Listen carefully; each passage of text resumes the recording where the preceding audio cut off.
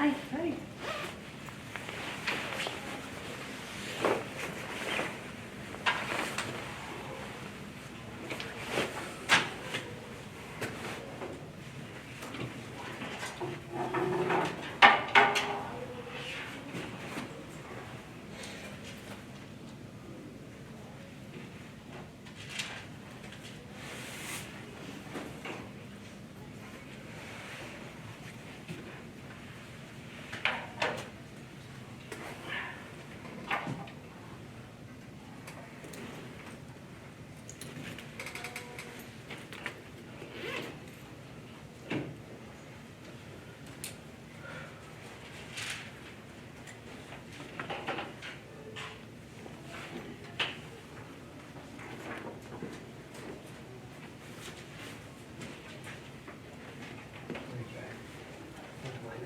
Anybody see that?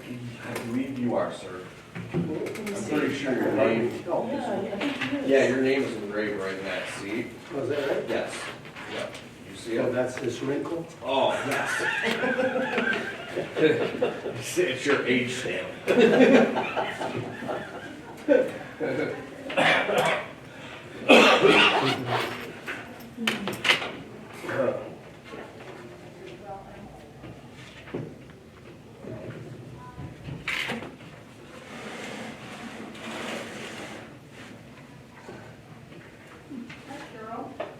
How are you?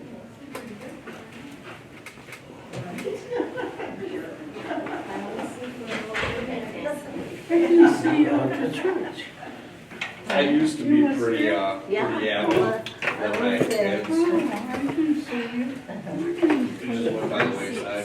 It was less of a priority. Good My morning. son's here today. Yeah, I saw you. I'm doing I well, spoke with thank Dave for a you. minute. He introduced me to me. And all my friends have been showing off all the Their sons. stags they've been getting the last few days. Missed you last Hasn't week. been real Oh, good. I've been sick. Hey, good morning, Chris. How are I'm you? doing awesome. How I'm good? doing awesome. I'm doing good. I'm I'm doing doing so good. Say hi. Hi. I'm doing good. No, it's so I'm we doing, got I'm doing I good.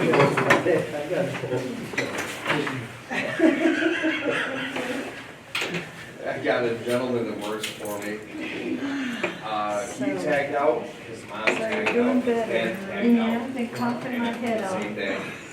I got a cold and then it My became, brother or got then two, it became one bronchitis. yesterday, Yeah, one the day just when I started to say that. then, I had they a used to go here. steroid shot, I had an antibiotic, When and his I son had got to this, get a steroid his packet. other buddy Had a got, couple days of that. go to the United States, so.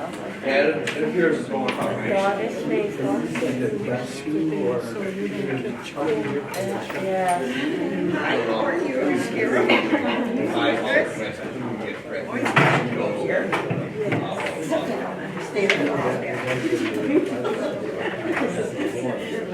But you know, we never got any of this. We were just kind of upset to see all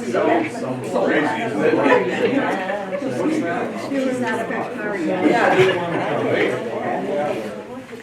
My brother works, he tags out every year. Very good, there he is. There it is. You don't realize how lucky you have him. Gary, Gary, I want you to be my son. From Cincinnati. Well, I used to live in Cincinnati. She likes, Lived on Galbraith Road. Look at, you know where it's at? Yep.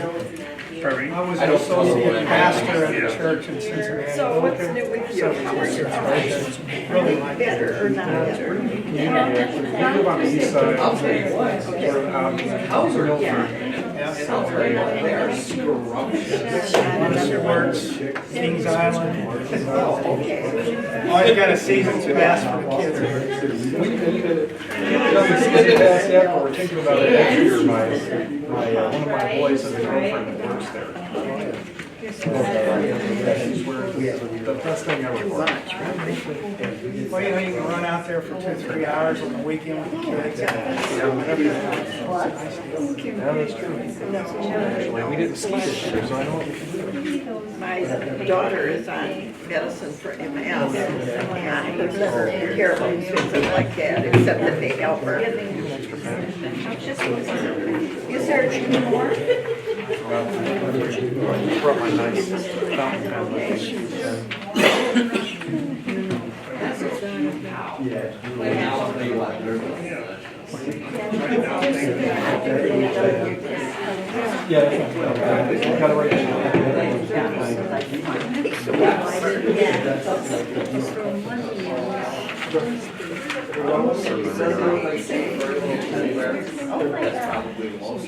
No. I've been to Sunday school with you, but it wasn't him. It was I can't believe I thought right It was maybe You know, I even guys. something past 5 years ago.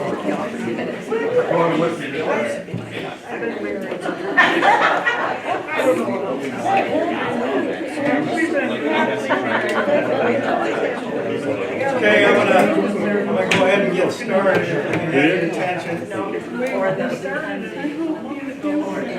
We're going to be looking at this morning the rise of the Edomites.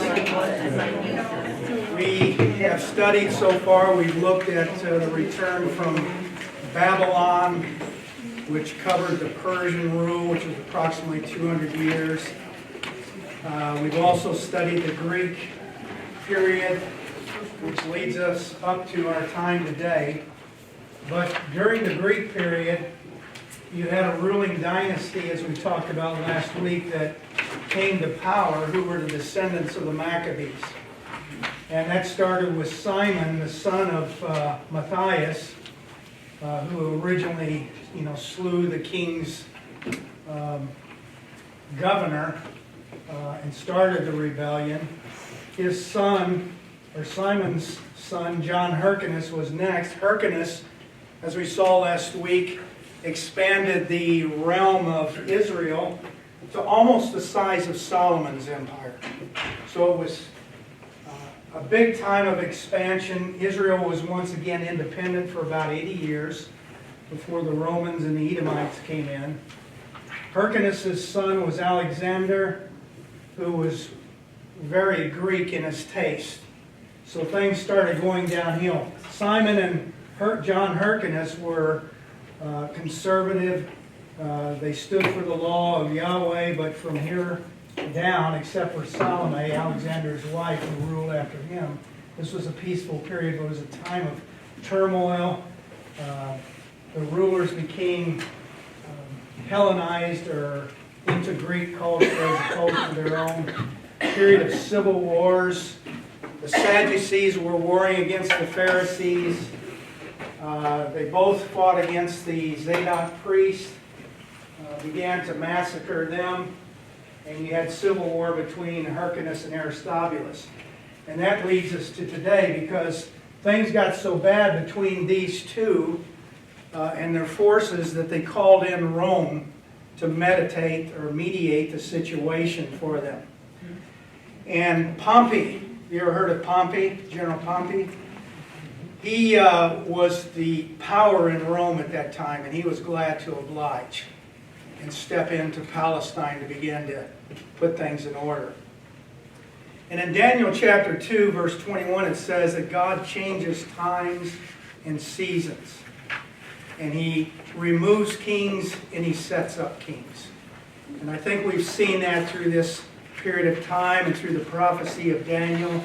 But that leads us to the invasion of Pompey into Jerusalem. So let's look at Jerusalem 63 BC. A violent shuddering of masonry, the collapse of an entire tower, and a great rent was left in the line of fortifications. As the dust cleared, legionnaires were already piling into the gap. Officers, eager to secure the glory of the feat for themselves, led their men over the mounds of rubble, scrambling up through the breach. Eagles, the battle standards of the Roman army, bobbed over the fray.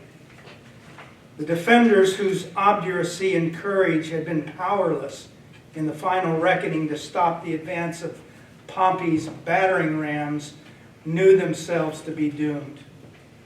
And many chose to torch their own homes rather than leave them to be looted by the Roman conquerors. And others chose to hurl themselves from the battlements and bash their bodies upon the rocks below, rather than be captured or killed. Some 12,000 in all, when the work of killing was finally done, lay littered as corpses across the city. And as Pompey's men, who had captured the city by this time, advanced towards the temple, they had already stormed the outer courtyard.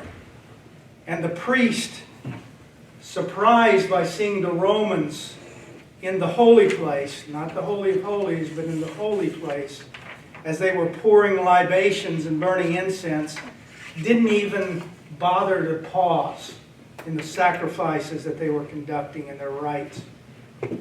And throughout the whole siege, twice a day, once in the morning and once at night, trumpets had sounded, and the signal for the burning of the lamb took place on a great square altar. But now, it wasn't the bodies of lambs that were piled up in the outer courtyard. It was the body of priests that lay slaughtered. And it was their blood borne on the water that gushed from the base of the altar that was being sluiced away.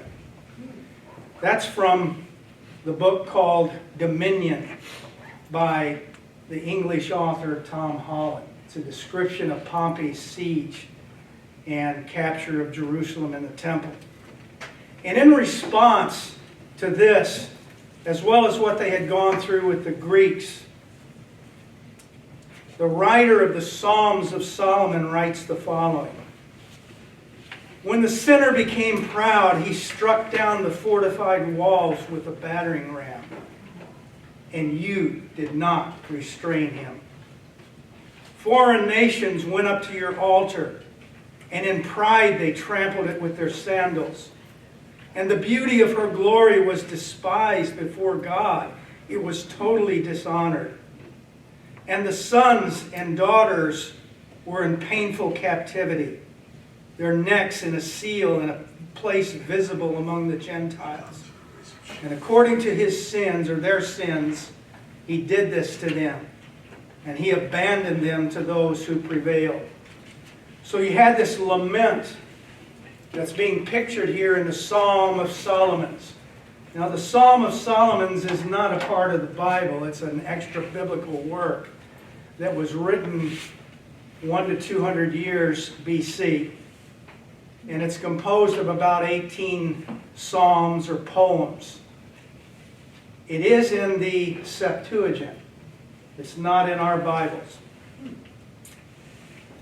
Now, Pompey, as he entered the temple, was in awe of the structure. This place was known all over the world. It was a beautiful structure. Not as beautiful as it would become, but it was known throughout all the world. And it had a mystery about it, because it was known that only once a year did the high priest enter into a portion of that temple which was considered by the Jews to be the most sacred place in the whole earth. And the Greek scholars had a lot of theories about what was inside that separate chamber that was only entered once a year. Some of the scholars thought that they would find the golden head of an ass or a donkey in there. Other scholars said that when he went in there, he would probably find a statue of a man riding upon a donkey. Remember, kings rode upon donkeys back in those days. How did Jesus enter Jerusalem? Riding upon a donkey. And others had a whole different theory of what was inside there. They believed that the Jews would take a Greek every year and hold him in there captive, and they would fatten him up every year. And then on the Day of Atonement, they would sacrifice this Greek prisoner. So Pompey didn't know what he was going to find when he went in there. But when he went in there, what do you think he found? There was nothing there. Only a block of stone was sitting there. Which is interesting. Because what was in the Holy of Holies in the Temple of Solomon? The Ark of the Covenant rested upon that block of stone that was in there. Well, what happened to the Ark of the Covenant? It's obviously not there now. The last time we see the ark mentioned in Scripture is in 2 Chronicles chapter 35, verses 1 through 6. And that's during the reign of King Josiah. And he told them to bring the ark into the temple and leave it there permanently, not to carry it around on the poles anymore. Well, there's an interesting statement in Jeremiah chapter 3 concerning the ark. And it reads like this: "And it shall come to pass, when you are multiplied and increased in the land," he's talking about, this is Jeremiah talking to the Jews, "when you come back into the land from exile, in those days, saith the Lord, they shall say no more, the ark of the covenant of the Lord. Neither shall it come to mind, neither shall they remember it, neither shall they visit it, neither shall that be done anymore." So you would think, by that, many have read that and come to the conclusion that the ark was carried away by the Babylonians. Because the Babylonians completely destroyed the Temple of Solomon. And they carried away the holy instruments in the temple. So many believe that the ark was carried off into Babylon and perhaps melted down for its gold, silver, or whatever. But there's another account that exists of what happened to it. And that's in the book of 2 Maccabees. This is one of the apocryphal books, as we've talked about before. One finds in the records, the writer is saying here, that the prophet Jeremiah commanded those who were deported to take some of the fire from the temple. So Jeremiah is telling them, you take some of the fire from the temple here, take it with you to Babylon, and bring it back when you return. And having given them the law, the prophet, or Jeremiah, commanded those who were deported not to forget the Lord's commands, or to be led astray in their thoughts when they saw gold and silver idols and how they were decorated. And with these kinds of words, he urged them not to forget the law. The same document also states that the prophet commanded, with a solemn divine pronouncement, that the meeting tent and the chest containing the covenant should go with him. So the tabernacle and the Ark of the Covenant were to go with Jeremiah when he departed. These documents reported that he went to the mountain that Moses ascended to see the inheritance that God had promised. And when Jeremiah arrived, he discovered a cave where he deposited the meeting tent, the covenant chest, and the incense altar. And he blocked up the opening. And some who had accompanied him went along to mark the way, but they couldn't find it again. And when Jeremiah found out, he rebuked them and said, "The place will remain unknown until God gathers the people together again and shows mercy. Then the Lord will disclose these things. The Lord's glory will appear with the cloud, as they were revealed in the time of Moses, and when Solomon prayed, and the place might be made holy." So, according to that, the ark was carried away before the Babylonians reached Jerusalem to sack it. And he took it to Mount Ebal, and he hid it in a cave there. And he says that it will remain unknown until the time when God gathers his people together again, and the cloud descends, which it descended at the time of Moses. Now, when will that take place? When Christ comes back. The second coming. Have the Jews been gathered back into Israel? Yep. Some of them are there. primarily the tribe of Judah, Levites, Benjamites. But when Jesus was taken up, what did it say he was taken up in? A cloud. And here it says that when he returns again in a cloud, then the location of the ark will once again be revealed. That's according to 2 Maccabees. Now there are other theories. There are other theories about it. What happened to Jeremiah after Jerusalem was destroyed?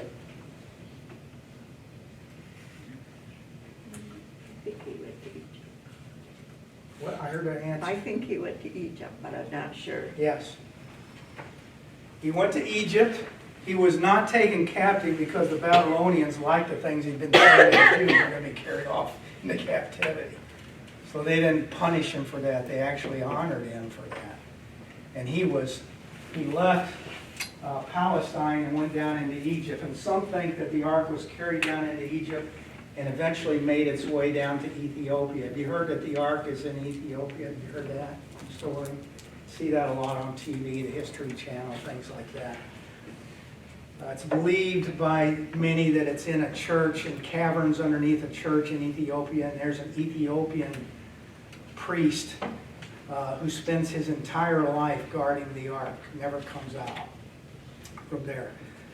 Other scholars think that the ark was buried under the Temple Mount, and there are attempts to seek it there that are even ongoing now. So we really don't know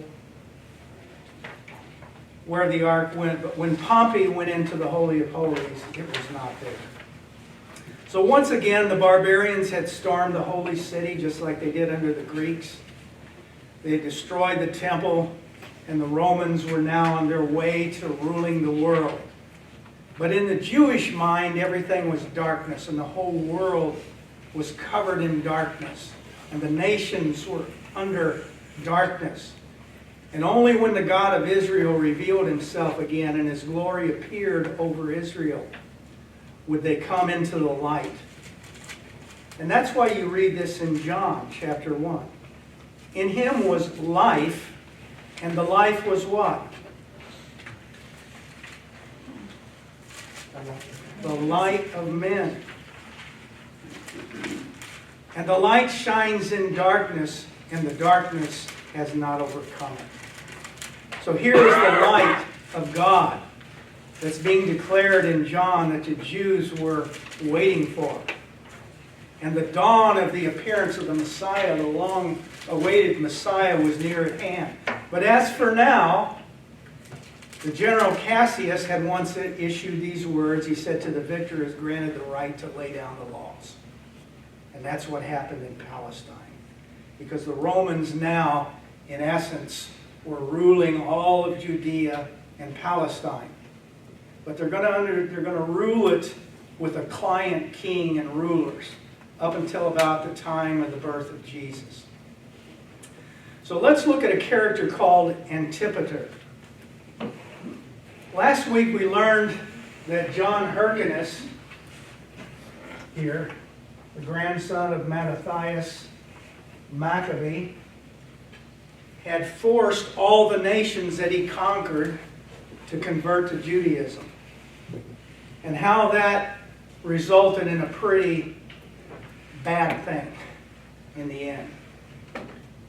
We learned it was a mistake because the governor of Idumea, which is Edom, was named Antipater. So he had the governor of Edom named Antipater, and he becomes the advisor to Hyrcanus II. Remember, there are civil wars that are going on between these two brothers over the control of Judea. Antipater becomes the advisor of Hyrcanus II. And during the reign of Pompey, Antipater gains dominance over Hyrcanus. And he gains the favor of the Romans. And eventually he would grow to such influence in Judea under the Romans that he would have Hyrcanus named as the high priest of Israel. So here's a guy who's a career politician. He really knows how, to manipulate things. And he's backing Pompey. But in 43 BC, the fortunes of Pompey began to wane. And there's another Roman general who's rising to power in Rome around this time. Can you guess who that was? Julius Caesar. Julius Caesar. Julius Caesar is rising to power. He made one of his relatives the governor of Syria at that time. And Antipater, always putting his finger to the wind to gauge the political winds that are blowing, deserts Pompey, and he goes with Caesar at this time. And because of that, Caesar makes him a free citizen of Rome and the procurator of Judea, or the ruler of Judea. So now he's gone from being an advisor to Hyrcanus, the Hasmonean ruler, to being named, in essence, the ruler of Judea by the Romans. But by this time, he's an old man. And he finds he's getting old and he's not really to keep control of everything that's taking place in Judea. And he just happens to have two sons. One of them's name is Phanuel, and the other will become very infamous. Yes, his name would be Herod. He will become Herod the Great. Caesar eventually is assassinated. What do you think that Antipater does? Switches sides again. Okay. This time he switches to the general Cassius, and he funds his army. So he comes to his end at about 43 BC, and he was poisoned. He was feasting with Hyrcanus, and the Hasmoneans never liked him to begin with, and they slipped him a Mickey. They poisoned him, and he dies. Herod was his second son, his younger son. Now Antipater, who we've been talking about, his father was an Edomite. Remember, he rose to be governor of Edom before he became prominent in Judea. So Antipater's father was an Edomite, but his mother was a Jew. So he was part Jewish. Herod's mother was an Arab princess from Petra. You ever heard of Petra? Okay. So she was an Arab princess from Petra. And Herod learned everything he knew from his father in terms of politics. And he knew if you serve the Romans well, that it's going to go well for you. And he rose to power by applying that lesson. So the Hasmoneans had grown ever more resentful of Antipater and now Herod, and they tried to assassinate Herod. And Herod flees to Rome at this time. This is about 40 BC. He sails for Rome. He gets to Rome, and he reminds the Romans about how his father had served them. What a good servant he had been to them. And how he had done things their way. And how successful he had been as a ruler there. So the Romans elect Herod king of the Jews. It wasn't the Jews that elected Herod king of the Jews. It was the Romans in Rome elected him king of the Jews. And they send him back to Palestine with the Roman army. So by 37 BC, 3 years later, he pretty much mopped up all of Judea, and he had expelled the remaining Hasmoneans and their leadership. So Herod, an Edomite, backed by Roman forces, had now become the king of the Jews. And he would rule to 4 BC as a Roman client king. And in essence, he built a dynasty there in Judea from nothing. And this was the beginning of the Herodian dynasty. So let's spend a few minutes and think about the character of Herod the Great. What do you know about Herod's character? He was cruel. Yeah. He was cruel. What was the other one? He was highly intelligent, skillful at building. Very intelligent, very skillful politically, Fearful. fearful, Ambitious. paranoid, Yeah. very paranoid person, Ambitious. definitely ambitious. He was a very jealous person too, and we'll see the consequences of that in a few minutes. So you have Herod the Great installed now as the king of the Jews by the Romans. And he wants to make his rule look legitimate to the Jews, because the Jews don't want an Edomite ruling over them. So he tries to do something to make himself look legitimate. He marries the daughter of Hyrcanus. Her name was Miriam. She was a princess, a Hasmonean princess, and apparently from all the descriptions by Josephus and others, she was a raging beauty. I mean, she was a beautiful young woman, prettiest princess in all the lands. And Herod saw her and he fell in love with this princess. And he also saw it a way to make himself legitimate in the eyes of the Jews by marrying a Hasmonean princess. But the Jews didn't accept this. They didn't accept it, it didn't legitimize him, because they didn't like the Hasmoneans to begin with, because they were acting as kings. Why would the Jews not like the Hasmoneans ruling over them? What tribe did the Hasmoneans come from? All of these. Were they from the tribe of Judah? They were Levites, that's correct. Can a Levite serve as a king? No, only one from the line of David, the tribe of Judah, was considered a legitimate king. So all of these were considered illegitimate by the Jewish people. Also, the Hasmoneans and the pious Jews in Judea rejected an Edomite ruling over them. They didn't want anything to do with that. So let's take a minute here to look at Herod's character. We've already said that he was paranoid. And he set about to execute any possible rival that would come forth to challenge his rule when he reigned over them.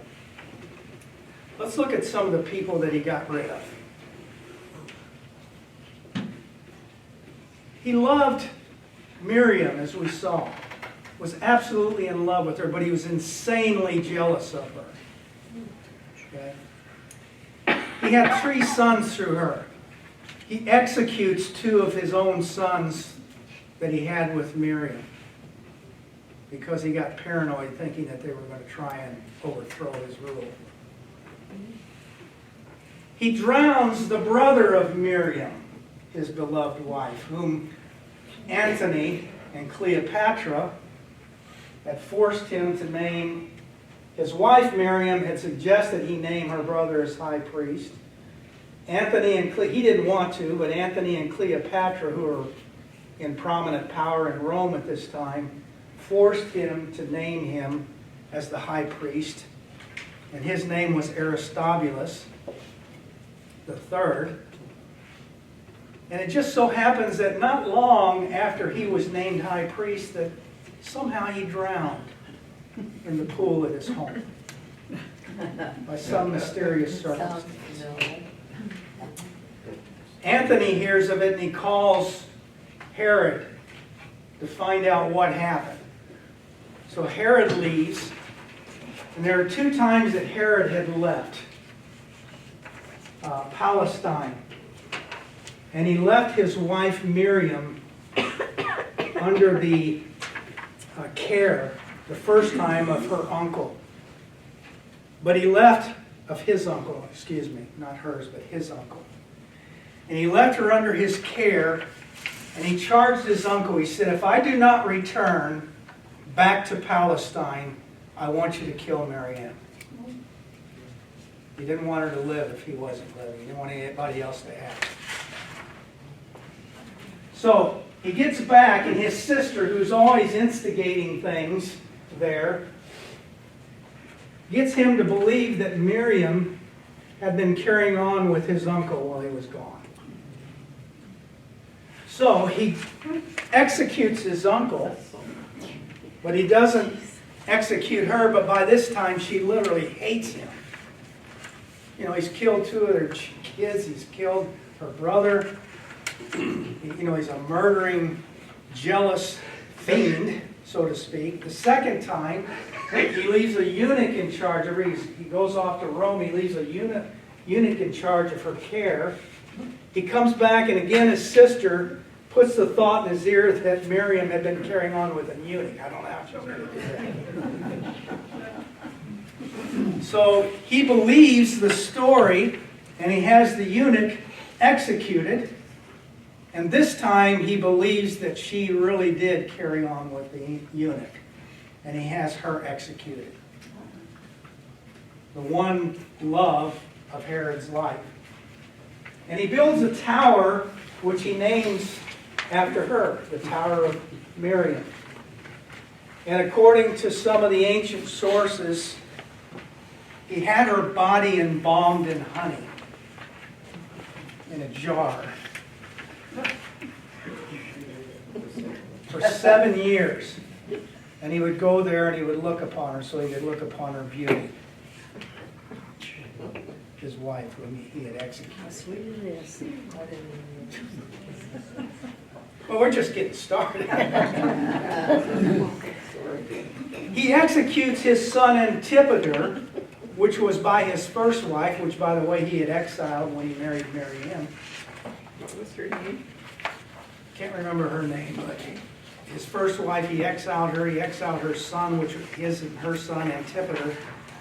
But 5 days before he dies himself, he has that son executed.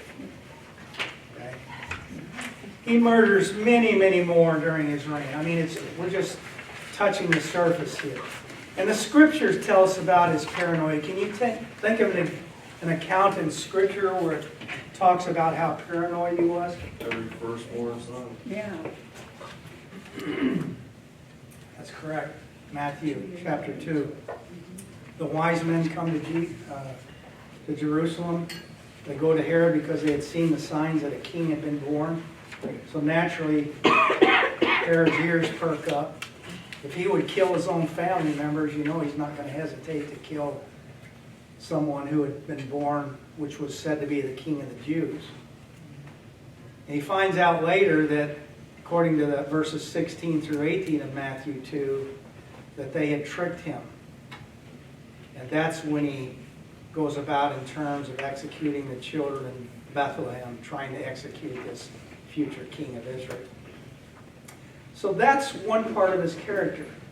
This guy's a maniac, paranoid, jealous maniac. But he had another side. And that side was that he was brilliant, as somebody said earlier. He was a brilliant administrator. He was a brilliant architect, a builder. But even in his building, you can see some of his paranoia coming forth. Because one of the things he built was a fortress called Herodium.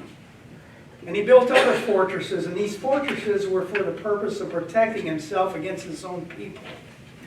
But Herodium in particular was built up upon a hill. There was a city down below it, but on the hill that's set up there had extremely high walls all around it.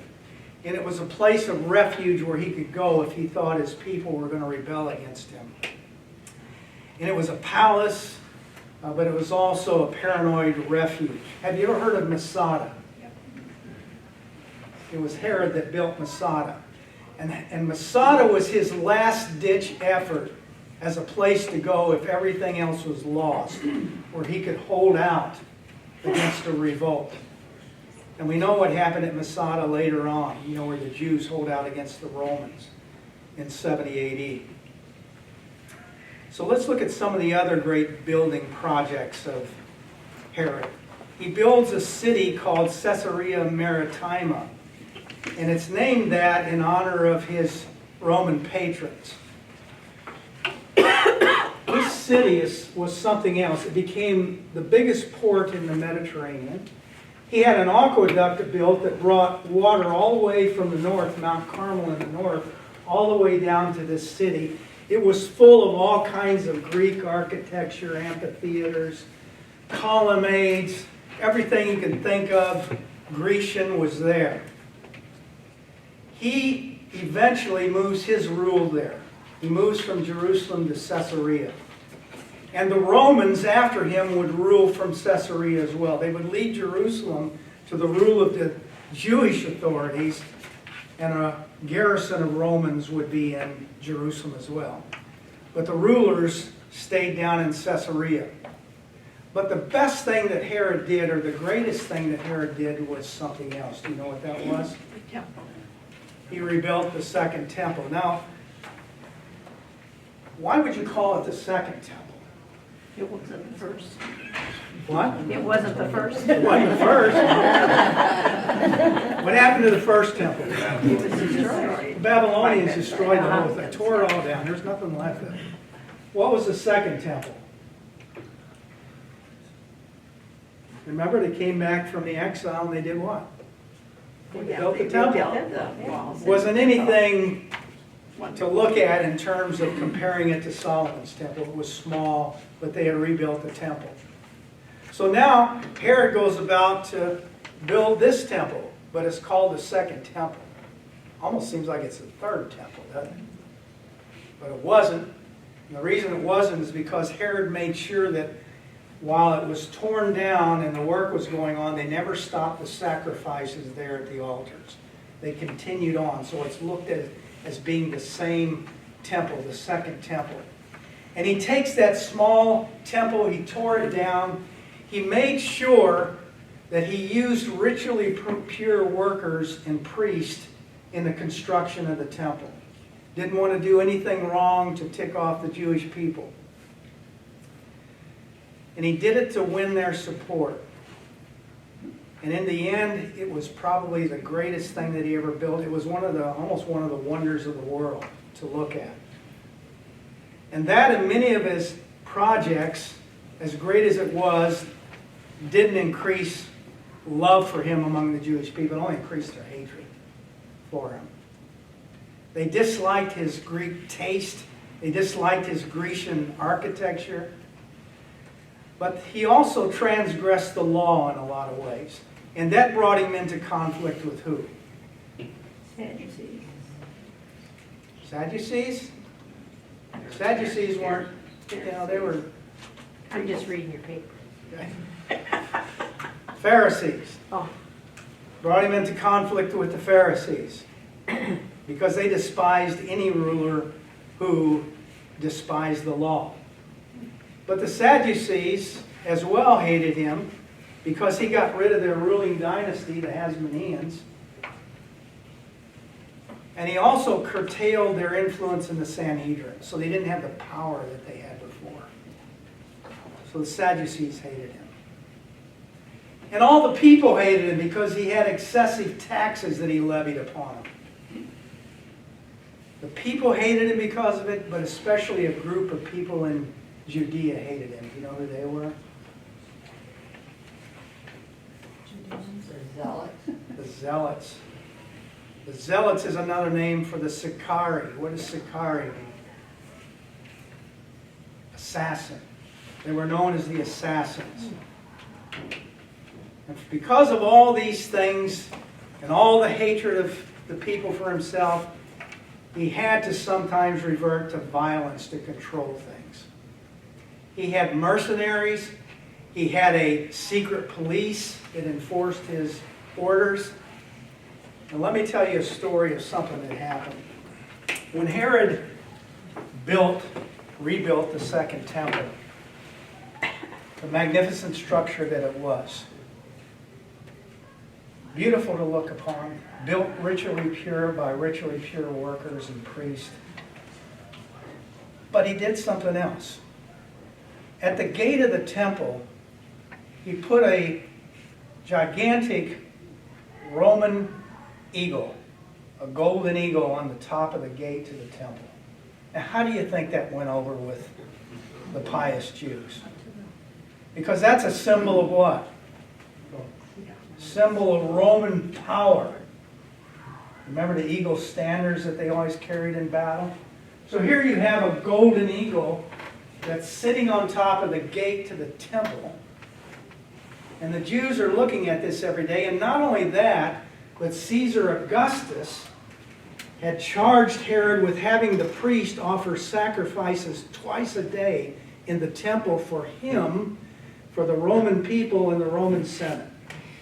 So twice a day, sacrifices and prayers went up for Rome. This isn't going too well in the eyes of the people. Well, Herod, as we know, became ill, deathly ill. And they thought, this is the time when we can do something now. And there were two Pharisees who were rulers and teachers there in Israel in a school. And they charged, they got their students all worked up. And they came to this idea. Their names, by the way, were Judas and Matthias. Maccabee names, okay. You can see people still held that Maccabee revolt in their minds because you find those names even in the New Testament, looking back to the Maccabees. But they got their students all fired up. They got them to go out to the gate of the temple. They climbed up on the gate. They pulled down this golden eagle that's on the temple walls. Herod's on his deathbed. He learns what happens. And how do you think that went over? Orders them to be executed. It didn't go too well for these people. He rounded up Judas and Matthias and all the students that had been there and done that. And he took them to the Hippodrome and he executed them by having them burned alive.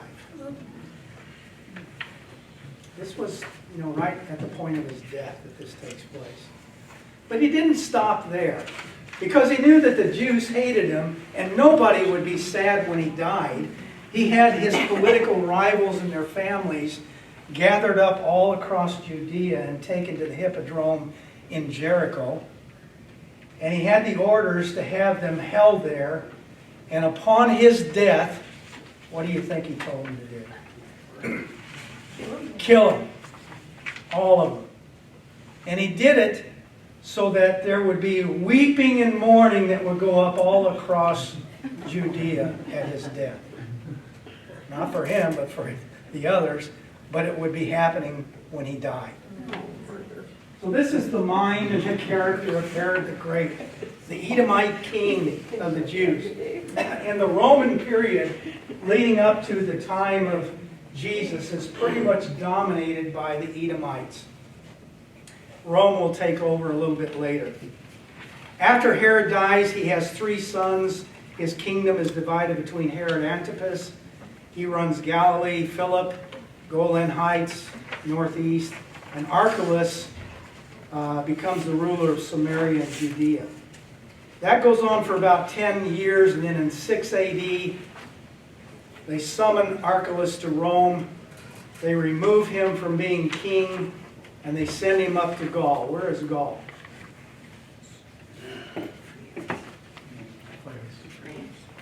France, Germany, but that was called Gaul in the ancient days.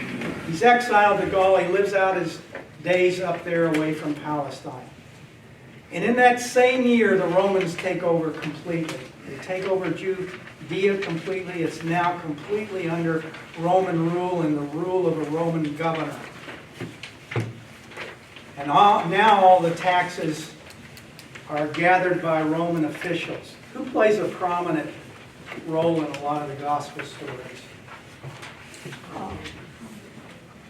Tax collectors. Matthew, even a disciple of Jesus, was a tax collector, wasn't he? Did the Jews like the tax collectors? Hated them. So in summary, in your notes there, all the building projects, the expansion of the territories, the establishment of a bureaucracy, development of economic resources. He did a lot for his country, at least on a material level. And the standing of Israel was greatly enhanced throughout the world under his reign. But he was not a Jewish king, he was a Roman king.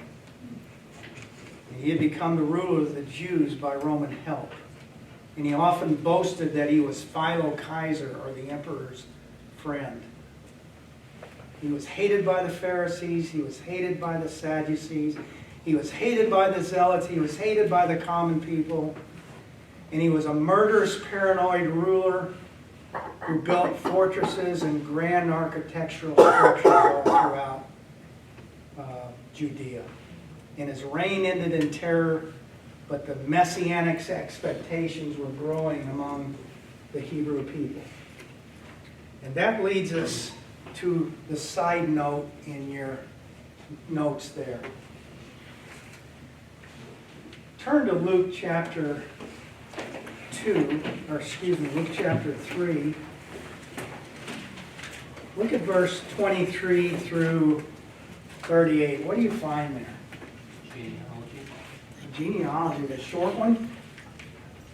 Is it a short genealogy? Long, isn't it? You ever wondered why it's there? Now I'm going to tell you, as Paul Harvey used to say, the rest of the story. Jewish scholars had discovered that there was a prophecy that 76 generations had passed since creation. And there was a well-known prophecy that the Messiah was to make his appearance and deliver Israel from foreign rulers in the 77th generation. How many generations do you find in Luke chapter 3? Yes, 77 generations. It was placed there in light of the prophecy to show that Jesus was this one who was looked forward to. So we ask ourselves, where did that prophecy come from? You won't find it anywhere in the Old Testament. That prophecy comes from the extra biblical book called 1 Enoch, chapter 10, verses 11 through 12. Let's look at that. And the Lord said unto Michael, who's Michael? The archangel. Go bind Simjaza and his associates who have united themselves with women so as to have defiled themselves with them in their uncleanliness.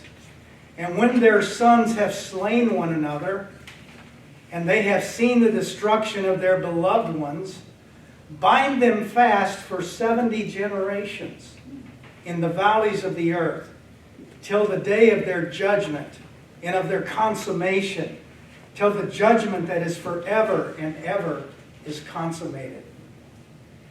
Now, who was Simjaza? Is he a seraphim? A watcher? Remember in Genesis, the story of the sons of God seeing the daughters of women, and children were born unto them. Enoch and some of the other extra biblical books give us the whole story of what's behind all of that. There were 200 watcher angels that descended to earth, and they took to themselves human females, and of them children were born. And these children became Nephilim, or the giants that you see in Genesis. Okay? And here it says, look at what it says there, that these watcher angels had, of whom Simjaza was one of the leaders, had taken human women, and they had sons by them, and those sons did what? Slain each other. They slew each other. They were monstrous beings. Okay? They fought among each other. They were said to even be cannibalistic. They slew each other. And the watchers saw the destruction of their own children, the giants, before their eyes. And it said that Michael was to bind these watcher angels for how many generations? 70 generations till the day of their judgment. Now, this is taking place in whose days in the Bible? Abraham, or not Abraham, Enoch. This is during the days of Enoch. How many generations was Enoch from Adam? I'm gonna guess 7, 6. You're gonna guess 7, that's a good guess. 7, Enoch was the 7th from Adam. In his days, Michael is said to bind these angels that had done this thing. For 70 generations they would be bound until they would be judged. Bound in the abyss or wherever it is that they are held captive. If you take 7 plus 70, how many do you get? 77 generations. Luke says how many generations was there from Adam to Jesus? 77 generations. So here's the fulfillment of this prophecy. Can you have prophecy in extra biblical books? Sure you can. Doesn't mean they're canon. Okay? But you can find prophecy there. So the judgment of the watchers was to be accomplished in the 70 generations from the time of Enoch, or 77 from Adam. Where did that judgment take place? You find it, go ahead. After his death. You find it in 1 Peter chapter 3, verses 18 through 20. For Christ also suffered once for sins, the righteous for the unrighteous, that he might bring us to God, being put to death in the flesh, but made alive in spirit, in which he did what? He went and preached to whom? Who do you think the spirits were that were in prison? The watchers. The watchers are there in prison, and he goes down and he proclaims their judgment. He descends into the netherworld in those 3 days. He proclaims the judgment of God upon the watchers. I'm getting out of here. You're not. He's resurrected and ascends back to the Father. So their judgment was pronounced in the days of the Messiah, just as it had been prophesied in the book of 1 Enoch. So now you know the rest of the story. Question. Yes. Even though Enoch is not canon, Yes. why is it not canon if the prophecies in Enoch are reflected as biblical references to the doctrine? You find it quoted in, as you mentioned, it is quoted in the scriptures. It is not considered canon. There are many reasons why it's not. It was considered canon early on by some of the early church fathers, but not all of them. The Jews never accepted it as part of the Old Testament canon. But it's obvious that the Jews were very aware of it, and it was an influential book because you have Jesus even quoting from it. So he was aware of it. Paul quotes from it as well, or refers to it. So it was known, but it was not considered canon. One of the reasons it's not considered canon is because over time, things were added to it. It became corrupted. You find some things in it that are really weird, especially in 2nd and 3rd Enoch. Those are completely Gnostic works. 1st Enoch is the one that contains this prophecy and that the Jews read and were very well aware of it. So we didn't have any copies of it in Hebrew, which was another thing that was important to have Hebrew copies of the book. So there are a lot of different reasons why it didn't make it into the canon. You know, Revelation and James and some of the other books had a real hard time getting in the New Testament canon. It took a while until they were accepted as authoritative by all. Enoch never made that cut. But that doesn't mean that it's not worth reading and understanding, because it forms the background of what's happening at the time of Christ. I guess my concern is that if Christ quotes it, the disciples quote it, why would it not be canon then? Other than the later books that are, not determined. So they didn't directly quote it though, right? There's allusions to it. And there's never an authoritative statement from those books that say, thus says the Lord, or this is a pronouncement, like with the Well- other quotations. Jesus pretty much quotes from it when he's talking about who's going to be marrying whom in the resurrection. That comes from the book of First Enoch. The angels don't marry or nor are they given in marriage. That comes from First Enoch. So there is a quote from there, but you can quote from a book, and Yeah. it can be in a canon book, and that book you quote from is not canon. You could quote from a history book or whatever. You know, Luke Yeah. quotes a lot of things from outside sources. But it's worth reading and understanding as background, religious and cultural background to what you find in the New Testament, along with the other apocryphal and apocalyptic works, which we'll look at later on. Any other questions or comments? Yeah. Herod was the second son. How did he get the vie for the throne as opposed to his That's elder brother? another interesting story. His brother, the Parthians, had invaded Judea. And Antony got his brother Phanuel and Hyrcanus here. He took them with his forces up there when they were fighting against the Parthians. Hyrcanus and Phanuel go and meet with Antigonus, I think was his name, the king of the Parthians. And they capture them and they hold them. And they took Hyrcanus, remember Hyrcanus is the high priest, and they mutilate him. Understand what I mean when I say mutilate? Mhm. Okay. So now he's not viable to be a high priest anymore. And Herod's brother, who is being held captive by them as well, rather than being mutilated himself, he bashes his head out, his brains out against a rock and kills himself. Herod loved him, by the way. He was a beloved brother. One of the few people that Herod really loved. His brother, Marianne, who he killed. Okay.